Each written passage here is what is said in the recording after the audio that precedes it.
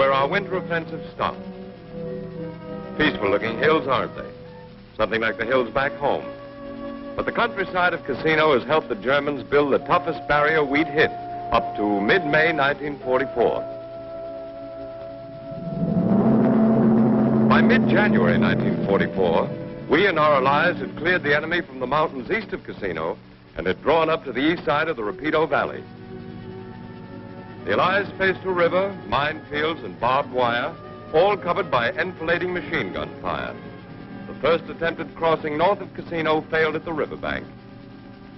The Nazis, in this deadly chess game, altered the course of the river, flooding the irrigation ditches, washing out roads, and turning the valley into a swamp.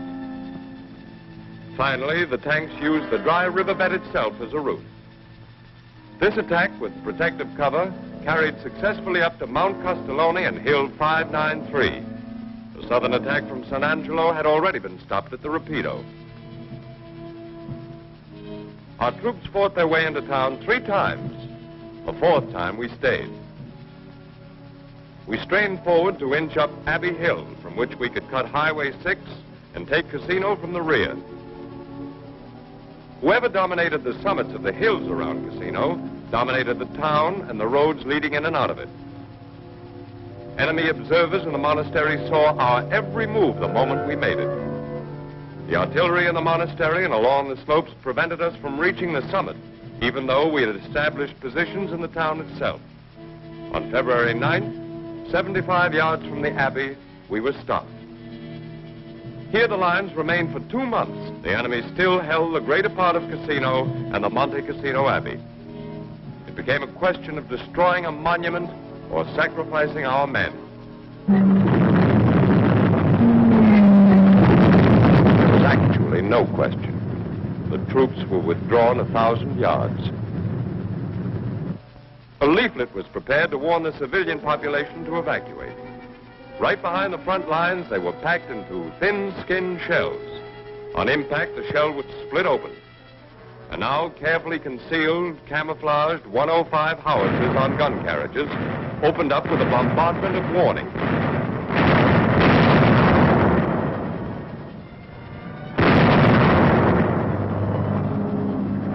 "9:28 a.m., February 18th. A-20s were airborne. 226 bombers took part in the attack. Wave after wave of B-25s, and later B-17s, B-24s, B-26s, planted more than 500 tons of bombs in 4 hours. Between waves, our heavy artillery took up the bombardment.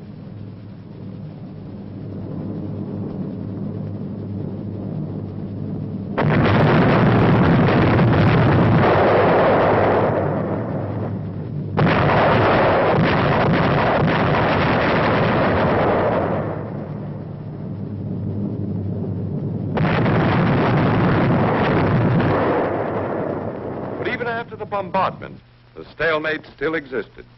The Germans filtered back into their positions on Mount Cassino, reinforced their strongholds in the town. Over Route 6 and through tunnels from the Ducal Palace, supplies streamed into the Nazi Green Devil Parachute Division, clinging to the amphitheater, the Colosseum, the Ducal Palace, the railroad station, the Hotel des Roses, the Yellow House, the Continental Hotel, Castle Hill, and Hill 165. These points were ordered to resist to the last man. Against the menace of the Nazi heights, we held Mount Trocchio. By Trocchio and on Mount Castellone and all along our line, we placed the most massive concentration of artillery pieces of the Italian campaign. From the smallest mortars and howitzers on the border of no man's land to 155 long toms and 240 howitzers in the rear, we were ready to begin the third and fiercest attack. The rear of our lines was a beehive of activity. Troops and M4 Shermans moved up, and at every airfield in the Italian theater, planes were being ready to wipe a city off the map.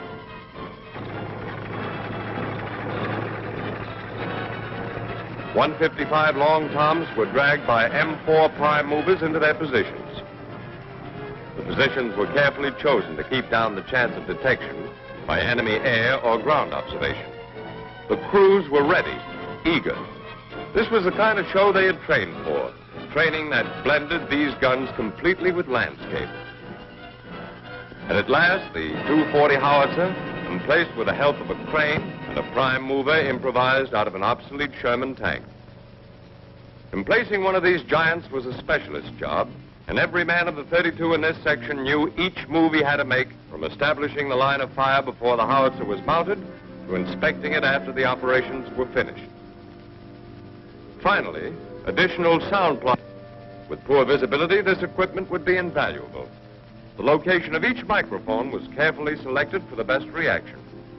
After that, the line was checked by phone. It checked, so the cylinder was connected and enclosed in a watertight bag.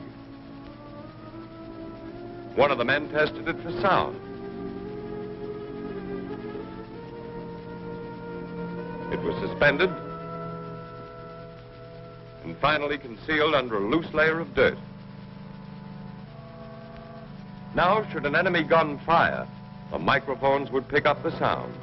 It would be recorded on film either at a special laboratory or at the command post. The time intervals would be called off to the computer, relayed to the plotting table, and translated into distances. The plotters would then locate the positions of the enemy guns, check them on a terrain map, and phone in the grid numbers to battalion headquarters. And so even if the enemy gun flash were obscured, we'd be able to return his fire within 5 yards of his emplacement. 0830, March 15th. Again, we took to the air. First, the mediums. They came from Sardinia, Corsica, everywhere.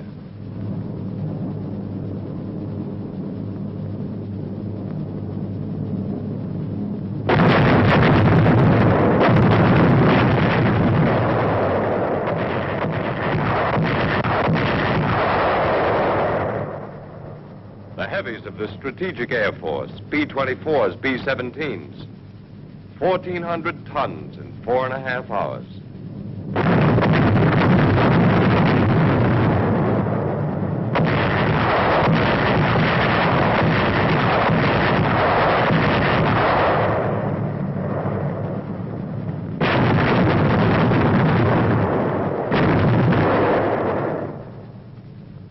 But nothing was finished. When we stormed what was left of the town, we found that rubble made good concealment for the enemy. Debris made good roadblocks against our tanks. The Nazis' return fire was as strong as ever. We were stopped. But in staff headquarters, new plans of action were on the fire. We will move ahead. We are moving ahead, past Casino and into the heart of the Fortress Europe.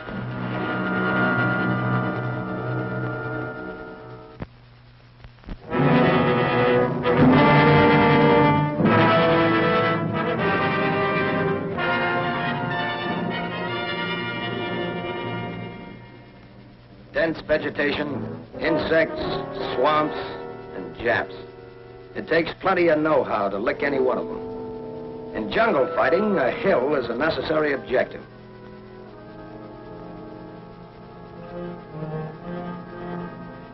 On this particular hill, the Japs got there first and dug in.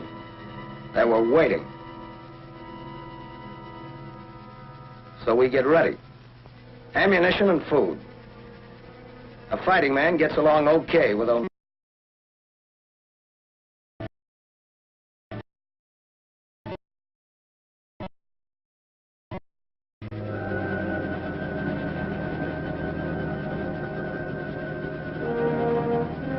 non-coms pass the word around. Don't bunch up. One target of a lot of guys is like hitting a barn, so spread out. And be sure you got enough of what you need and nothing of what you don't need.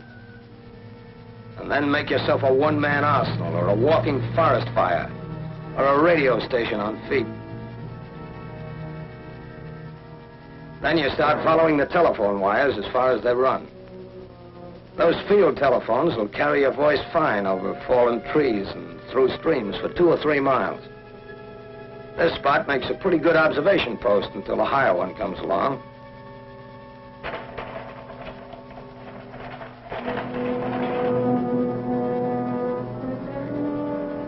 At least from here, you can see the smoke signals and the panels in the neighborhood when communications break down. About 200 logs, a couple of thousand feet of rope, and 6 engineers get us to the jump-off position the easy way. The lead company, of course, has the hardest job, because there you are, crashing and stumbling through unknown jungle, and you never know behind which log a Jap will be waiting.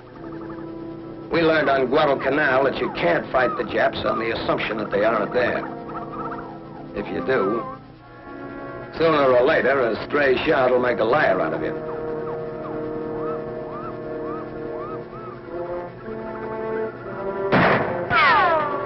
When you don't know where the fire is coming from, you keep as low as you can and let the jungle cover you.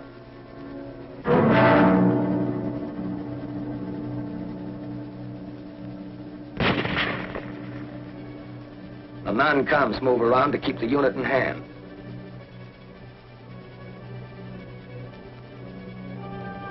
It's uphill most of the way.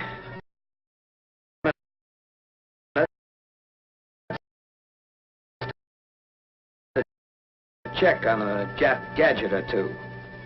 Soldiers who pick up souvenirs don't usually bring them back alive. While we build semi-permanent fortifications, the mortar squad of the lead company lobs shells over the crest of the hill. Before starting, they cleared the foliage off for yards around, because the nose of a mortar shell just getting away might hit a high branch and explode and kill its own gun crew. Well, the mortars don't make a deep enough dent in the reinforced concrete pillboxes the Japs built. So the artillery observer with Mike Company, that's the outfit on our left, phones back to his batteries 5 miles behind us. But it's getting pretty dark by now, so we're told to dig in. The heavy stuff is going to wait until morning. Pretty soon, the Japs try to find our positions by using star shells. But the trees hang most of them up, so they still don't know where we are. But if we don't watch our step, there are a lot of other ways they can find us. Marty, listen. Those Japs are signaling to each other. It's just one of those jungle woodpeckers. Take it easy, Johnny. This darkness gives me the creeps. Gives everybody the creeps.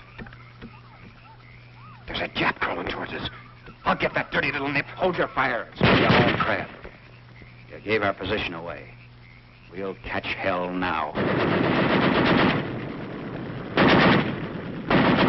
Something you find out after a few nights is keep your mouth shut and stay in your foxhole when you don't get into trouble.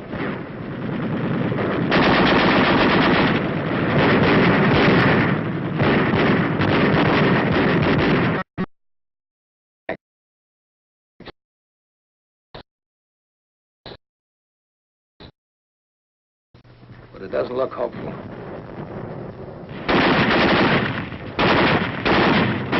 Just about when our trigger fingers were getting a little sore, I guess the CO's call got through. We could hear the tank sirens, which is how they signal each other to turn right or left.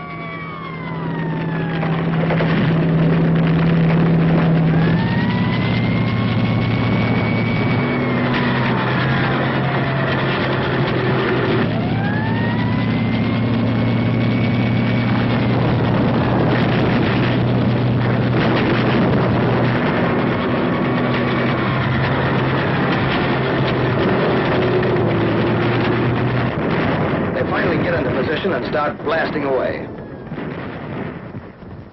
We're sniping at the Japs who are trying to make a getaway.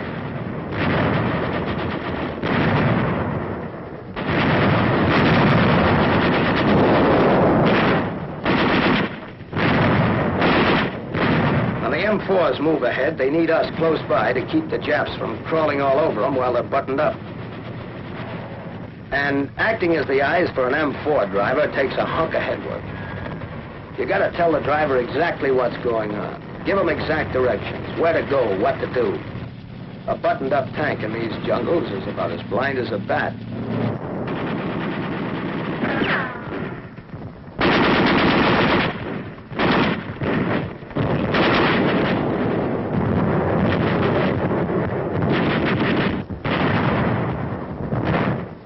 We're going in pretty fast now, and the general turns up. Wants us to pick up a couple of Japs alive. Says something about G2 needing information. So we walk in with everything we have. We pin them down from all sides.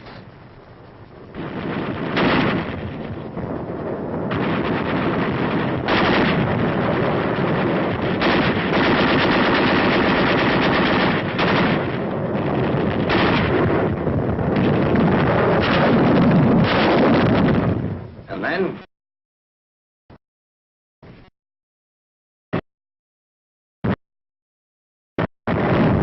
our BAR teams, mortars, bazookas, and everything we carry with us keep throwing it into all the enemy positions so that we can move in and get the prisoners the General asked for. They've been beat up pretty badly, all right, and outfoxed and outfought.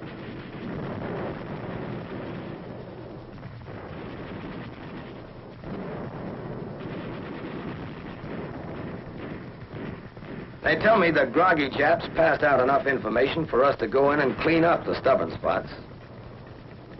A little of the heat treatment and a few pounds of steel from fragmentation grenades does the trick.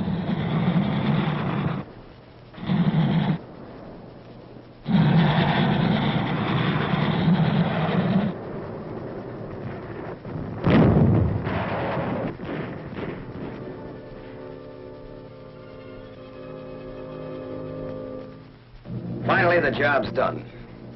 And we're right on top, while we take a well-needed breather. Taking a breather every chance you get, even during battle sometimes, helps plenty.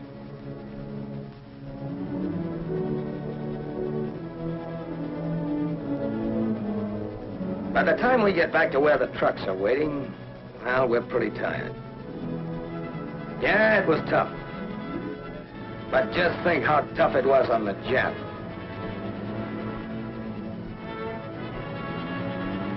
Well, we got the hill and every Jap on it.